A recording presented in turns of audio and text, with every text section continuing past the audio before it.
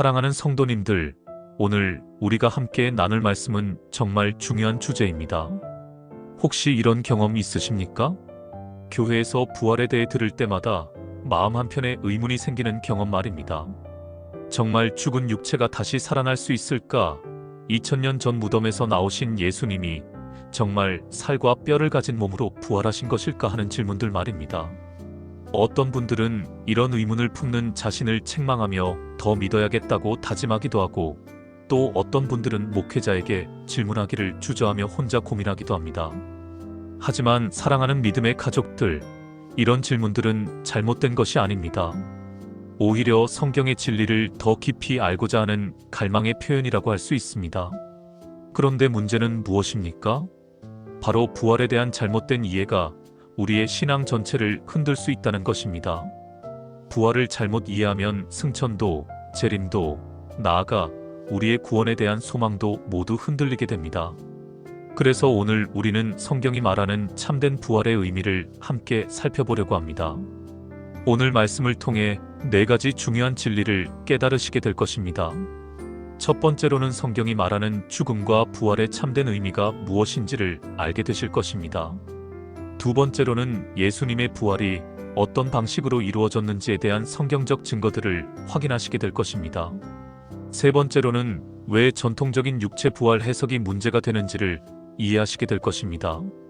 네 번째로는 부활의 올바른 이해가 우리의 신앙과 구원에 어떤 의미를 갖는지를 깨닫게 되실 것입니다. 자, 그럼 함께 하나님의 말씀 속으로 들어가 보겠습니다. 첫 번째로 성경이 말하는 죽음과 부활의 참된 의미에 대해 살펴보겠습니다. 사랑하는 성도님들, 부활을 바르게 이해하려면 먼저 성경이 말하는 죽음이 무엇인지를 알아야 합니다. 많은 분들이 죽음하면 단순히 육체의 생명이 끝나는 것으로 생각합니다. 물론 그것도 죽음이지만 성경은 더 깊은 차원의 죽음을 말씀하고 있습니다. 고린도전서 15장 21절부터 22절 말씀을 보십시오.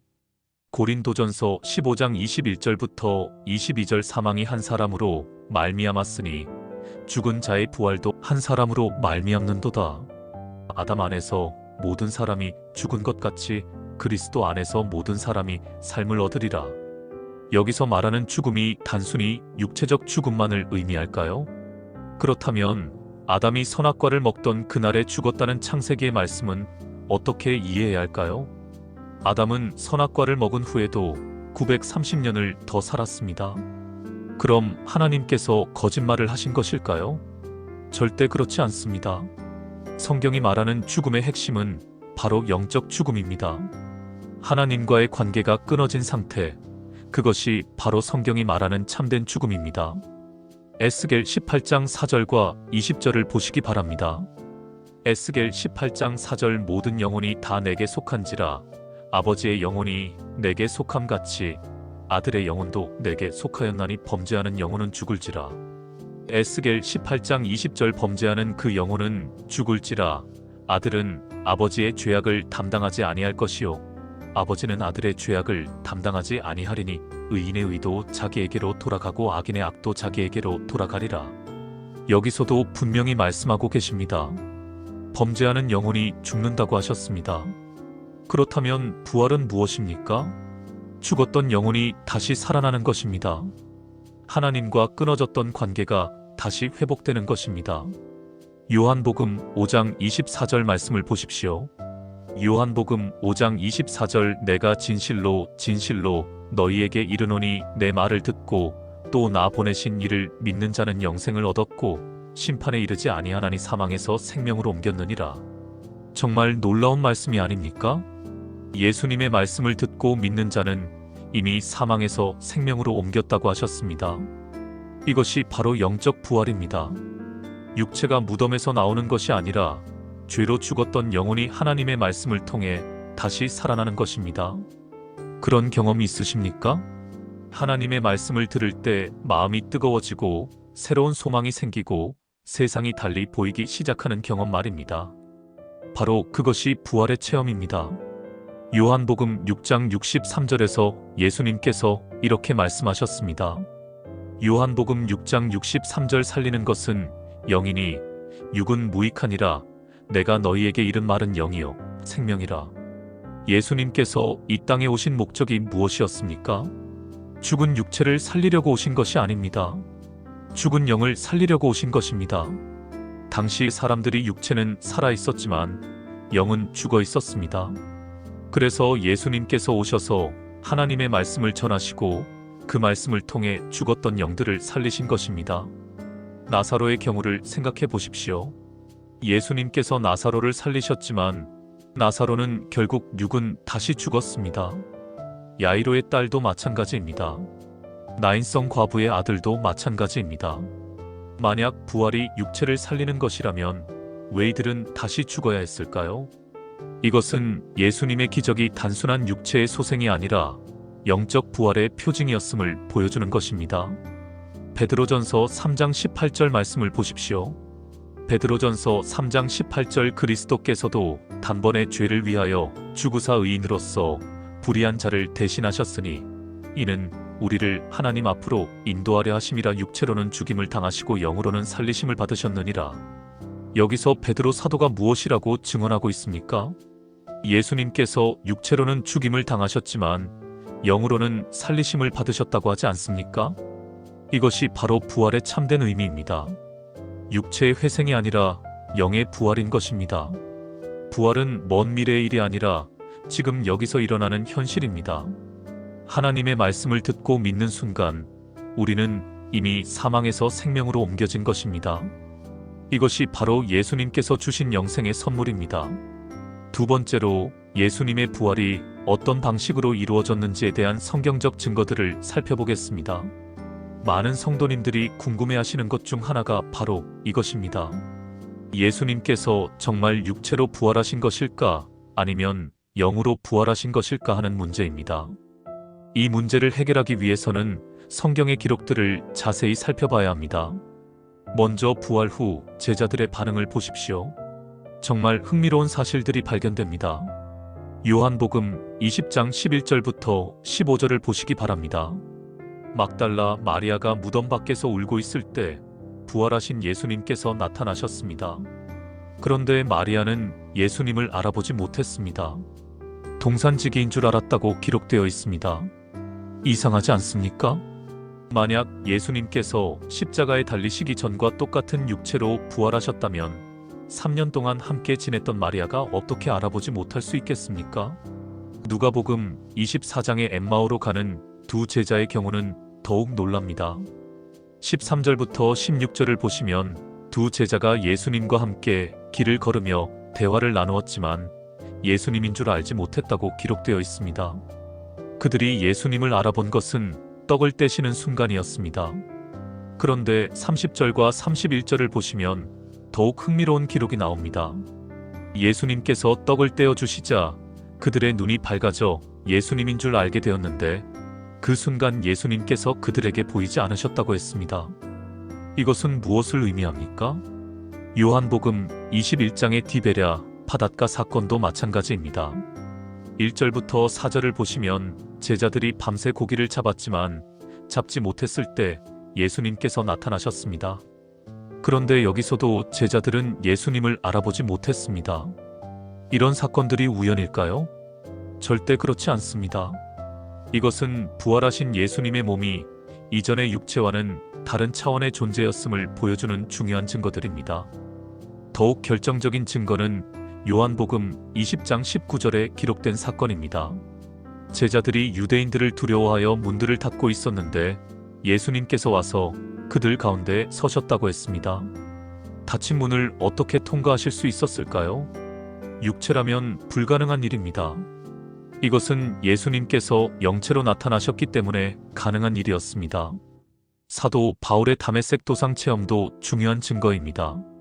사도행전 9장 3절부터 5절을 보시면 바울이 만난 예수님은 강렬한 빛과 음성으로 나타나셨습니다.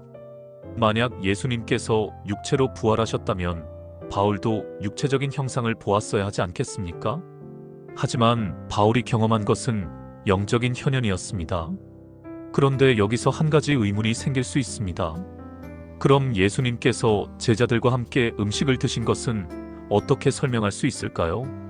누가복음 24장 42절부터 43절을 보시면 예수님께서 구운 생선을 잡수신 기록이 나옵니다. 요한복음 21장 12절부터 13절에서도 제자들과 함께 떡과 생선을 나누신 사건이 기록되어 있습니다.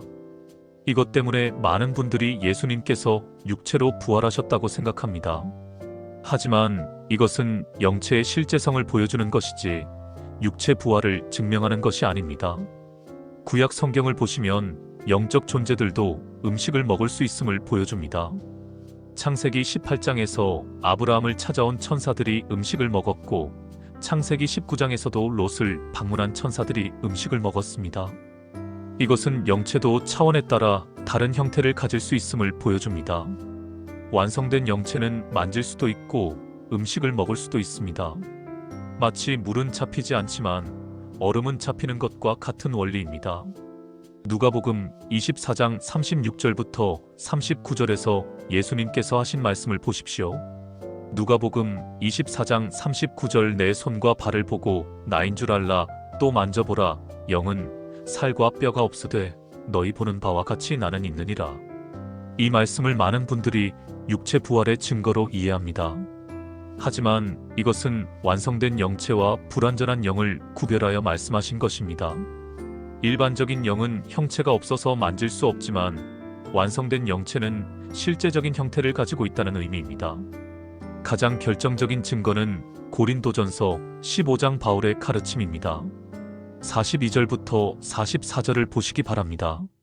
고린도전서 15장 42절부터 44절 죽은 자의 부활도 이와 같으니 썩을 것으로 심고 썩지 아니할 것으로 다시 살아나며 욕된 것으로 심고 영광스러운 것으로 다시 살아나며 약한 것으로 심고 강한 것으로 다시 살아나며 육의 몸으로 심고 신령한 몸으로 다시 살아나느니라. 바울 사도가 무엇이라고 가르치고 있습니까? 육의 몸으로 심고 신령한 몸으로 다시 살아난다고 하지 않습니까? 부활은 육체의 회복이 아니라 신령한 몸으로의 변화인 것입니다. 50절에서는 더욱 분명히 말씀합니다.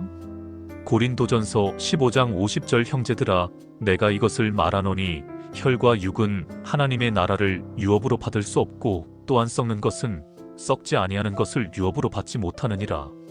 혈과 육은 하나님의 나라를 유업으로 받을 수 없다고 분명히 말씀하셨습니다. 그렇다면 육체 부활을 믿으며 천국에 들어가기를 소망하는 것은 성경의 가르침과 맞지 않습니다. 예수님께서 생전에 하신 말씀도 이를 뒷받침합니다. 요한복음 3장 5절부터 7절을 보십시오.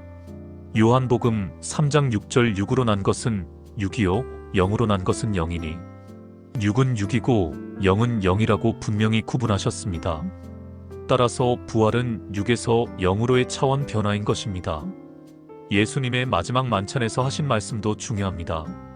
누가복음 22장 18절을 보시기 바랍니다. 누가복음 22장 18절 내가 너희에게 이르노니 내가 이제부터 하나님의 나라가 임할 때까지 포도나무에서 난 것을 다시 마시지 아니하리라. 예수님께서 부활 후에는 육체적인 차원의 음식을 드시지 않겠다고 선언하셨습니다. 이는 부활 이후에는 영적 차원의 존재가 되심을 의미합니다. 사랑하는 성도님들, 이 모든 증거들이 우리에게 무엇을 말해줍니까? 예수님의 부활은 육체적 회복이 아니라 영적 부활이었다는 것입니다. 썩을 몸에서 썩지 않을 몸으로, 육체에서 신령한 몸으로의 변화였던 것입니다. 세 번째로, 왜 전통적인 육체 부활 해석이 문제가 되는지를 살펴보겠습니다. 사랑하는 믿음의 가족들, 지금까지 우리는 성경이 말하는 부활의 참된 의미와 예수님의 영적 부활에 대한 증거들을 살펴보았습니다. 그런데 여기서 한 가지 질문이 생길 수 있습니다. 그렇다면 지금까지 교회에서 가르쳐온 육체 부활 교리는 왜 문제가 되는 것일까요? 먼저 역사적 사실을 보겠습니다. 기독교가 시작된 지 2000년이 넘었습니다. 그동안 수많은 성도들이 예수님의 육체 재림을 기다리며 살았습니다. 특히 2000년을 전후해서는 많은 교회들이 종말론적 기대에 부풀었습니다. 하지만 결과는 어떠했습니까? 아무도 예수님의 육체를 보지 못했습니다. 2000년 동안 단 한 사람도 예수님의 육체를 목격하지 못했습니다. 이것이 우연일까요? 절대 그렇지 않습니다. 이것은 처음부터 육체 부활에 대한 이해가 잘못되었기 때문입니다. 더욱 심각한 문제는 이러한 잘못된 이해가 극단적인 행동으로 이어졌다는 것입니다. 우리나라에서 실제로 일어난 일들을 보십시오. 어떤 목회자 부부는 자녀가 죽었는데도 부활을 믿는다며 10개월 동안 장례를 치르지 않았습니다. 또 다른 가정에서는 세 자녀가 모두 죽었는데도 기도하면 살아날 것이라 믿으며 금식 기도를 계속했습니다. 심지어 시신을 냉동 보관하며 가족처럼 대화를 나누고 함께 식사를 하는 사람들도 있었습니다. 남편과 두 자녀를 잃은 아내가 시신들과 함께 생활하며 예수님의 재림 때 반드시 살아날 것이라고 믿었다는 보도도 있었습니다. 정말 안타까운 일이 아닙니까? 이런 극단적인 사례들이 보여주는 것이 무엇입니까? 문자적인 육체 부활 해석이 얼마나 위험한 결과를 낳을 수 있는가 하는 것입니다. 하지만 이것만이 문제가 아닙니다. 더 근본적인 문제는 육체 부활론이 성경의 다른 가르침들과 모순된다는 것입니다. 예수님께서 분명히 말씀하셨습니다. 요한복음 3장 6절 6으로 난 것은 6이요 0으로 난 것은 0이니. 그리고 고린도전서 15장 50절에서 혈과 육은 하나님의 나라를 유업으로 받을 수 없다고 하셨습니다. 그런데 어떻게 육체로 부활해서 천국에 들어갈 수 있다고 기대할 수 있겠습니까? 이것은 명백한 모순입니다. 또한 예수님께서 이 땅에 오신 목적을 생각해 보십시오. 당시 사람들의 99%는 육체적으로는 살아 있었습니다. 하지만 영적으로는 모두 죽어 있었습니다. 하나님과의 관계가 끊어져 있었습니다. 그래서 예수님께서 오신 것은 죽은 육체를 살리려는 것이 아니라 죽은 영을 살리려는 것이었습니다. 요한복음 6장 63절 살리는 것은 영이니 육은 무익하니라고 분명히 말씀하셨지 않습니까? 육체 부활론의 또 다른 문제는 논리적 모순입니다. 만약 예수님께서 정말 육체로 부활하셨다면 십자가의 상처들이 3일 만에 치유될 수 있었겠습니까? 그리고 왜 곧바로 어머니 마리아나 제자들 앞에 나타나서 장기간 함께 계시지 않으셨을까요? 왜 자신을 십자가에 못 박은 사람들 앞에 나타나서 심판하지 않으셨을까요? 이 모든 것들이 육체 부활이 아니라 영적 부활이었기 때문입니다. 성경의 용어 사용도 중요합니다. 성경은 단순한 육체의 회생을 살아남이라고 표현하고 영적 회복을 부활이라고 구분해서 사용합니다. 나사로나 야이로의 딸 나인성 과부의 아들의 경우는 모두 살아났다고 표현되었지 부활했다고 하지 않았습니다. 오직 예수님의 경우만 부활이라는 용어를 사용했습니다. 이것은 예수님의 사건이 단순한 육체의 소생이 아니라 질적으로 다른 차원의 변화였음을 보여줍니다. 구약의 예언들을 보더라도 마찬가지입니다. 에스겔 37장 13절에 내 백성들아 내가 너희 무덤을 열고 너희로 거기에서 나오게 하리라는 말씀은 바벨론 포로에서 돌아오는 이스라엘의 회복을 상징적으로 표현한 것이었습니다. 이사야 26장 19절에 주의 죽은 자들은 살아나고 그들의 시체들은 일어나리이다라는 말씀도 영적 회복을 의미하는 것이었습니다. 하지만 많은 사람들이 이런 상징적 표현들을 문자 그대로 해석하여 육체 부활을 기대하게 되었습니다. 그 결과 어떤 일이 일어났습니까? 2000년 동안 수많은 성도들이 헛된 기대 속에서 실망하며 생을 마쳤습니다. 특히 종말론적 기대가 높았던 시기마다 많은 사람들이 큰 상처를 받았습니다. 1999년 말, 2000년 초에 얼마나 많은 성도들이 휴거를 기대했습니까? 하지만 아무 일도 일어나지 않았습니다. 이런 일들이 반복될 때마다 사람들의 신앙은 약해졌고 어떤 사람들은 아예 교회를 떠나기도 했습니다. 이것이 바로 잘못된 부활관이 가져온 비극적 결과입니다. 더 심각한 것은 이런 잘못된 이해가 사탄의 계략이라는 것입니다. 사탄은 초림 당시에도 유대인들을 율법의 문자에 매이게 하여 예수님을 거부하게 했습니다. 마찬가지로 오늘날에도 많은 사람들을 육체 부활의 문자적 해석에 매이게 하여 진정한 영적 부활을 보지 못하게 방해하고 있습니다. 바리새인들이 어떻게 예수님을 거부했습니까? 그들은 메시아에 대한 자신들의 고정관념 때문에 진짜 메시아이신 예수님을 알아보지 못했습니다. 그들은 메시아가 다윗의 왕좌에 앉아 로마를 물리치고 정치적 왕국을 건설할 것이라고 기대했습니다. 하지만 예수님은 그들의 기대와 달랐습니다. 그래서 그들은 예수님을 거부했습니다. 오늘날도 마찬가지입니다. 많은 사람들이 예수님의 육체 재림을 기대하고 있습니다. 하지만 예수님은 영으로 오십니다. 그 결과 많은 사람들이 재림하신 예수님을 알아보지 못하고 놓치게 됩니다. 이것이 얼마나 안타까운 일입니까? 신약 시대에 구약의 엘리야가 다시 왔을 때를 생각해 보십시오. 사람들은 엘리야가 육체로 하늘에서 내려올 것이라고 기대했습니다. 하지만 엘리야는 세례 요한의 사명으로 영적으로 임했습니다. 그 결과 많은 사람들이 엘리야가 온 것을 알아보지 못했습니다. 마찬가지로 오늘날에도 예수님의 재림을 육체적으로 기대하는 사람들은 영적 재림을 놓칠 수밖에 없습니다. 이것이 바로 잘못된 부활관이 가져오는 가장 심각한 문제입니다. 구원의 기회를 놓치게 만든다는 것입니다. 예수님께서 말씀하셨습니다. 마태복음 24장 24절 거짓 그리스도들과 거짓 선지자들이 일어나 큰 표적과 기사를 보여할 수만 있으면 택하신 자들도 미혹하리라. 여기서 할 수만 있으면 택하신 자들도 미혹하리라는 말씀이 무엇을 의미합니까? 잘못된 관념에 사로잡혀 있으면 택하신 자들도 미혹될 수 있다는 뜻입니다. 특히 부활과 재림에 대한 잘못된 이해는 가장 위험한 미혹 중 하나입니다. 사랑하는 성도님들, 그래서 우리는 부활에 대한 올바른 이해를 가져야 합니다. 성경이 정말로 말하고자 하는 바가 무엇인지를 깨달아야 합니다. 문자에 매여 본질을 놓치는 어리석음을 범해서는 안 됩니다. 네 번째로, 부활의 올바른 이해가 우리의 신앙과 구원에 어떤 의미를 갖는지를 살펴보겠습니다. 지금까지 우리는 부활의 참된 의미와 예수님의 영적 부활, 그리고 잘못된 육체 부활론의 문제점들을 살펴보았습니다. 그렇다면 이제 가장 중요한 질문을 해야 합니다. 부활을 올바르게 이해하는 것이 우리의 신앙과 구원에 어떤 의미를 갖는 것일까요? 첫째, 부활의 올바른 이해는 우리의 현재 신앙생활을 완전히 바꿔놓습니다. 많은 성도들이 부활을 먼 미래의 일로만 생각합니다. 죽은 후에 예수님이 재림하실 때 일어날 일이라고 생각합니다. 하지만 성경이 말하는 부활은 지금 여기서 일어나는 현실입니다. 요한복음 5장 24절 말씀을 다시 보십시오.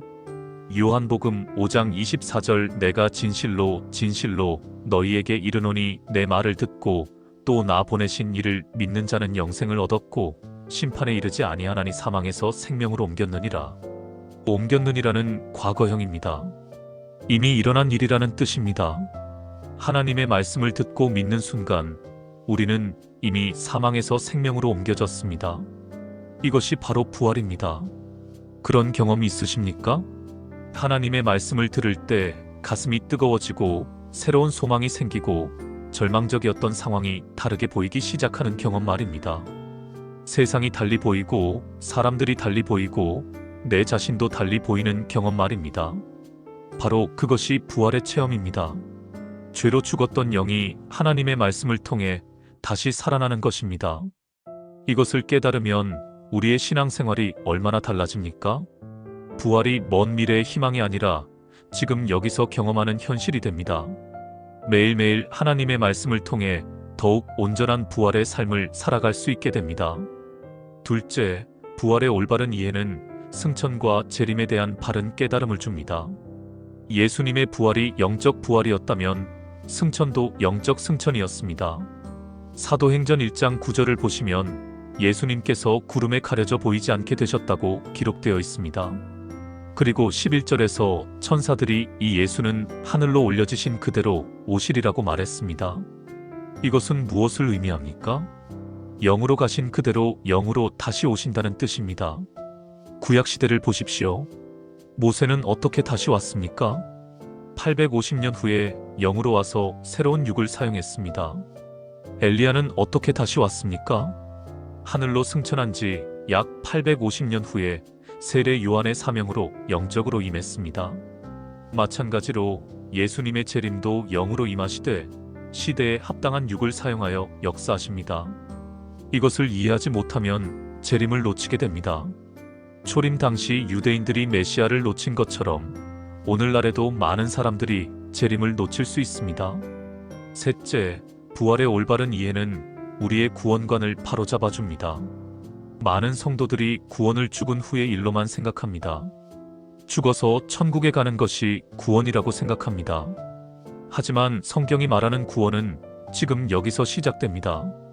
죄로 죽었던 영이 하나님의 말씀을 통해 살아나는 것이 구원의 시작입니다. 그리고 이 구원은 점진적으로 완성되어 갑니다. 로마서 8장 30절을 보십시오. 로마서 8장 30절 또 미리 정하신 그들을 또한 부르시고 부르신 그들을 또한 의롭다 하시고 의롭다 하신 그들을 또한 영화롭게 하셨느니라. 구원은 부르심에서 시작해서 의롭다 하심을 거쳐 영화롭게 하심으로 완성됩니다. 이 모든 과정이 부활의 과정입니다. 영이 점점 더 살아나고 점점 더 하나님을 닮아가고 점점 더 신령한 존재로 변화되어 가는 과정입니다.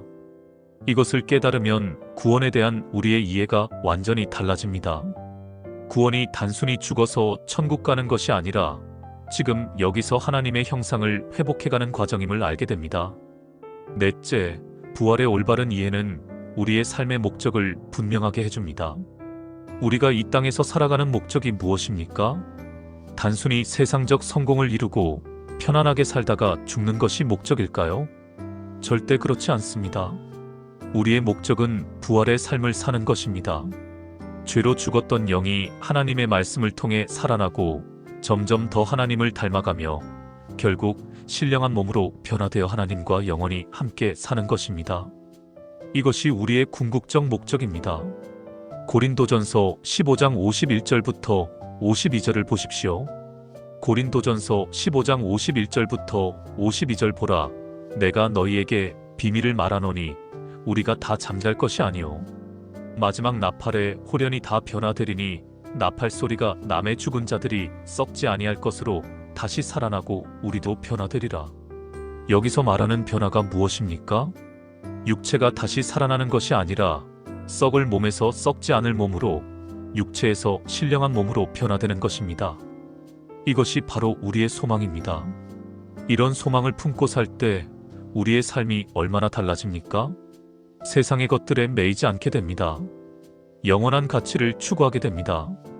하나님을 닮아가는 것이 최고의 가치가 됩니다. 다섯째, 부활의 올바른 이해는 우리에게 참된 위로와 소망을 줍니다. 사랑하는 가족을 잃었을 때 우리는 어떤 위로를 받습니까? 전통적으로는 나중에 천국에서 다시 만날 것이라는 위로를 받았습니다. 물론 이것도 위로가 됩니다.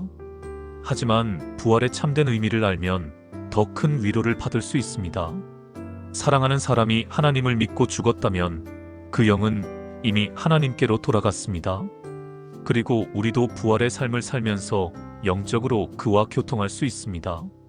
또한 우리 자신도 언젠가는 신령한 몸으로 변화되어 완전한 부활의 삶을 살게 될 것입니다.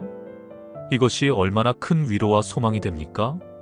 전도서 12장 7절의 말씀처럼 흙은 여전히 땅으로 돌아가고 영은 그것을 주신 하나님께로 돌아갑니다. 우리의 소망은 흙에 있는 것이 아니라 하나님께로 돌아간 영에 있습니다. 여섯째, 부활의 올바른 이해는 우리의 기도와 예배를 더욱 깊게 만듭니다. 부활이 영적 사건임을 알면 우리는 더욱 영적인 기도를 하게 됩니다. 육체적인 것만 구하는 것이 아니라 영적인 성장과 변화를 구하게 됩니다. 하나님을 더 깊이 알고 더 닮아가기를 간절히 소망하게 됩니다. 예배도 마찬가지입니다. 형식적인 예배가 아니라 영과 진리로 드리는 참된 예배를 하게 됩니다. 하나님의 말씀을 들을 때마다 부활의 역사가 일어나기를 기대하게 됩니다. 일곱째, 부활의 올바른 이해는 우리를 전도의 사명으로 이끕니다. 부활의 기쁨을 경험한 사람은 다른 사람들도 이 기쁨을 누리기를 원합니다. 죄로 죽어있는 영들이 하나님의 말씀을 통해 살아나기를 간절히 바랍니다. 이것이 바로 전도의 동기입니다. 단순히 교회 성장을 위한 전도가 아니라 부활의 생명을 나누는 전도입니다. 이런 전도는 능력이 있습니다. 왜냐하면 진정한 생명의 말씀을 전하기 때문입니다. 사랑하는 성도님들, 이제 우리는 부활에 대한 중요한 진리들을 깨달았습니다. 부활은 육체의 회생이 아니라 영의 소생입니다. 예수님의 부활도 영적 부활이었고 우리의 부활도 영적 부활입니다. 이 진리를 깨달을 때 우리의 신앙과 삶이 완전히 새로워집니다. 더 이상 헛된 기대에 매이지 않고 참된 소망을 품고 살아갈 수 있습니다. 사랑하는 믿음의 가족들, 오늘 우리가 함께 나눈 이 4가지 진리를 다시 한번 마음에 새겨보시기 바랍니다. 첫 번째로 성경이 말하는 죽음과 부활의 참된 의미를 깨달았습니다. 죽음은 단순히 육체의 죽음이 아니라 하나님과의 관계가 끊어진 영적 죽음이며 부활은 그 관계가 회복되는 영적 소생임을 알았습니다. 두 번째로 예수님의 부활이 어떤 방식으로 이루어졌는지에 대한 성경적 증거들을 확인했습니다. 제자들이 처음에 알아보지 못한 것, 닫힌 문을 통과하신 것, 바울에게 영으로 나타나신 것 등이 모두 영적 부활의 증거였습니다. 세 번째로 왜 전통적인 육체 부활 해석이 문제가 되는지를 이해했습니다. 2000년 동안 아무도 예수님의 육체를 보지 못했고 극단적인 행동들을 낳았으며 성경의 다른 가르침들과 모순된다는 것을 보았습니다. 네 번째로 부활의 올바른 이해가 우리의 신앙과 구원에 어떤 의미를 갖는지를 깨달았습니다. 현재의 신앙생활을 새롭게 하고 재림에 대한 바른 이해를 주며 구원관을 바로잡고 삶의 목적을 분명하게 해준다는 것을 알았습니다. 정말 그렇지 않습니까? 이제 여러분들의 마음에 새로운 소망이 생기지 않습니까? 부활이 먼 미래의 일이 아니라 지금 여기서 경험할 수 있는 현실이라는 것을 깨달을 때 얼마나 큰 기쁨이 됩니까? 하나님의 말씀을 들을 때마다 우리 안에서 부활의 역사가 일어난다는 것을 알 때 얼마나 감사한 일입니까? 우리의 영이 점점 더 살아나고 점점 더 하나님을 닮아가며 결국 신령한 몸으로 변화될 것이라는 소망을 품을 때 얼마나 설레는 일입니까? 사랑하는 성도님들, 이 말씀이 여러분의 마음에 감동을 주었다면 아래 좋아요 버튼을 눌러주시기 바랍니다. 그리고 여러분의 소중한 댓글로 오늘의 은혜를 나누어 주십시오. 어떤 부분이 가장 감동적이었는지, 어떤 깨달음을 얻으셨는지, 앞으로 어떻게 신앙생활을 해나가고 싶으신지 자유롭게 나누어 주시기 바랍니다. 여러분의 댓글 하나하나가 다른 성도님들에게도 큰 격려와 은혜가 될 것입니다. 그리고 이 귀한 말씀을 주변에 사랑하는 분들과도 함께 나누시기 바랍니다. 아직 부활의 참된 의미를 모르고 헛된 기대 속에서 살아가는 많은 분들이 계십니다. 이 말씀을 통해 그분들도 참된 부활의 소망을 품게 되시기를 간절히 기도합니다. 마지막으로 여러분 모두에게 하나님의 풍성한 축복이 함께 하시기를 축원합니다. 오늘 깨달은 부활의 진리가 여러분의 삶을 완전히 새롭게 변화시켜 주시기를 기도합니다. 여러분의 영이 날마다 더욱 살아나고 하나님을 더욱 깊이 알아가며 부활의 생명으로 충만한 삶을 살아가시기를 축복합니다. 언젠가는 우리 모두가 신령한 몸으로 변화되어 하나님과 영원히 함께하는 그날까지 이 땅에서 부활의 삶을 온전히 살아가시기를 축원합니다. 하나님의 사랑과 은혜가 여러분과 여러분의 가정에 늘 함께하시기를 기도합니다. 샬롬.